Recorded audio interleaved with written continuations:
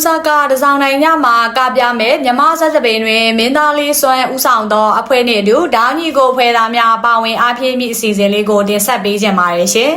။လာမယ့်နိုဝင်ဘာလ15ရက်နေ့တနင်္ဂနွေနေ့မှာဂျပန်နိုင်ငံအိုဆာကာမြို့မှာတစောင်းတိုင်းမီးထွန်းပွဲတော်အထိမ်းအမှတ်မြစ်တာနှစ်ကူဇက်သက်ပင်အလူပွဲကြီးကျင်းပသွားမှာဖြစ်တယ်လို့သိရပါတယ်။မြန်မာ Culture Association အိုဆာကာနဲ့အတူဒိုဂျိုမှာဓာညီကိုနဲ့အဖွဲ့သားများလာရောက်ပူးပေါင်းဖျော်ဖြေမှာဖြစ်ပြီးအိုဆာကာလန်ဒိုဂျိုစုစုပေါင်းအဖွဲ့သား60နီးပါးပါဝင်တင်ဆက်သွားမယ်လို့သိရပါတယ်။ဖျားကရော်ကန်ကနေနှစ်ပါးသွားအထိမြန်မာပြည်ကဇက်သမင်တပွဲကိုပြန်ကြည့်နေရတယ်လို့ခံစားရအောင်စ조사တင်ဆက်ကြတာမို့လို့မြန်မာတွေအတွက်တော့မလွတ်သင့်တဲ့ပွဲလေးတစ်ပွဲပဲဖြစ်ပါတယ်။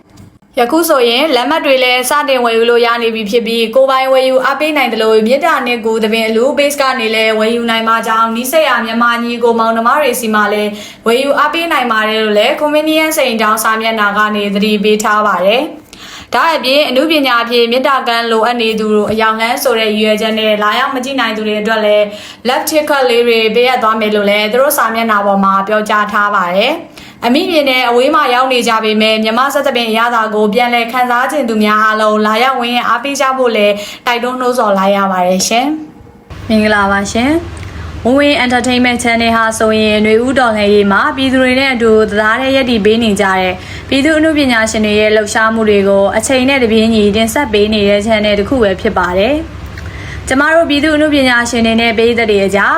တရင်အချက်လက်တွေအပြန်အလှန်လဲကူကူရရှိနိုင်ဖို့အတွက်ဝိုင်းတော်သားတွေကအစဉ်အမြဲစ조사တင်ဆက်ပေးလျက်ရှိပါတယ်။ဒီတော်လှန်ရေးကြီးမှာအမှုပညာရှင်တွေရဲ့စွမ်းအားနဲ့မြေပြင်ကလိုအပ်ချက်တွေကိုအထီးရောက်ဆုံးကူညီထောက်ပံ့ပေးနေကြတာကိုလည်းမိဘပြည်သူများအားလုံးအသိပဲဖြစ်ပါတယ်။ဒါကြောင့်မို့လို့တော်လှန်ရေးအားစုတရဲ့အဖြစ်ဆက်လက်ရှောင်လန်းနိုင်ဖို့အတွက်ကျမတို့ရဲ့ Win Entertainment Channel လေးကို like, comment နဲ့ subscribe လေးပြုလုပ်ပြီးအစဉ်အမြဲအားပေးဝန်းရံကြဖို့မေတ္တာရက်ခံပါတယ်ရှင်။အားလုံးကိုကျေးဇူးအထူးတင်ရှိပါတယ်ရှင်။